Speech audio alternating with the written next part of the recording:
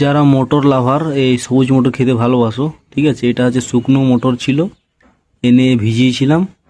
যখন প্যাকেটে ছিল এতটা কালার থাকেনি, আর ভিজানোর পরে জলটা একটু কালার হয়ে আসছে, প্লাস এইগুলো যে ফাটাবো আমি আবার রং হয়ে মানে বেশি রংটা দেখা যাচ্ছে, ঠিক আছে। অতএব সাবধান, এগুলো হচ্ছে কেমিক্যাল ইউজ করা বাদাম মটর, ঠিক আছে। আর এটা না খেয়ে তোমরা একদম টাটকা মটরশুঁটি এনে খাবে, কাজে দেবে। এটা কিন্তু ভুলেও খেও না, খেলে কিন্তু পেটের সমস্যা অনেক হতে পারে, পরবর্তী দিনে অনেক মানে হেভি ইনজুরি হতে পারে, ঠিক আছে। হ্যাঁ, ক্যামেরায় কেমন দেখাচ্ছে জানি না, কিন্তু এগুলো যত আবার ফুটে উঠছে, বড় হচ্ছে মোটরটা ভিজিয়ে, তত আবার কালারটা বেরোচ্ছে।